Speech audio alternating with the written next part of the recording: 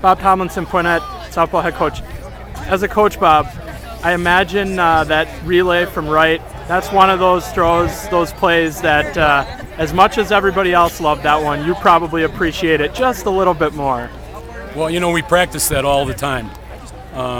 Once I saw the ball into the relay, the throw into the relay person's hands, the cutoff, I knew that girl stood a pretty good chance of being out because McKenna is fantastic at that throw from anywhere. Every throw she ever makes like that is on the money. So I thought if we caught the ball at third, we'd have that girl out. But you like to see the things you practice come to fruition. Just a second, Matt. Okay. Is there a correlation between that? I mean, that was a pretty big defensive play, and then you guys scored the Well, there were winning several. run. I think several things might have entered into that. One, that was the pitcher. She had to run from home to third and slide, and we got her out, which would have deflated, maybe got into her head just a little bit. But just the fact that she had to run as far as she ran, and then had to go out and pitch, she got a bit of a reprieve because she scraped up her left elbow and had to take some extra time to tape it up. But I thought that when she was pitching in that inning, I saw her huffing and puffing just a little bit more. And as a coach, you always worry about your pitcher having to run. Now, whether that had anything to do with it or not, I don't know, but we scored 3 runs right after that.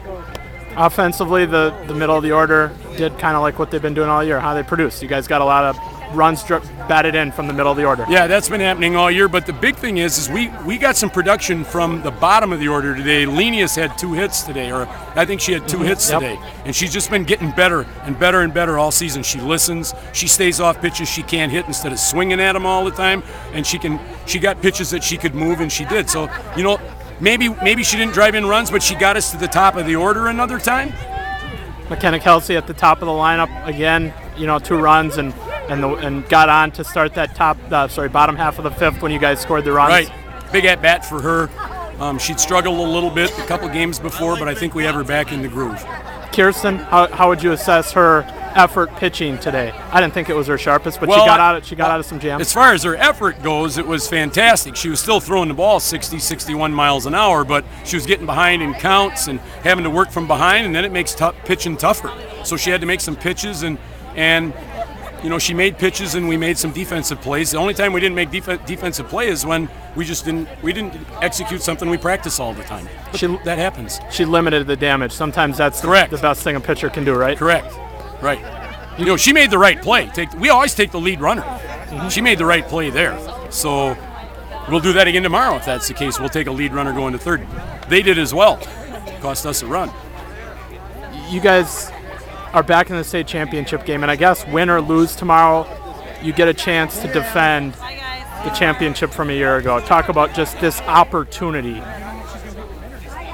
Well, the goal is the same.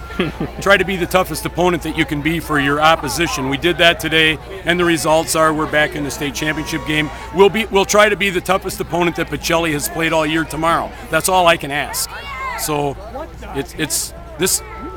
Quite honestly, this isn't any different than the first or second game of the year for me, and I really don't think it is that much for them. I really don't. I think they just see that every game is a game that could be a great game for you. Anything else, Bob? No. Awesome. Thanks. Congratulations. Good luck tomorrow.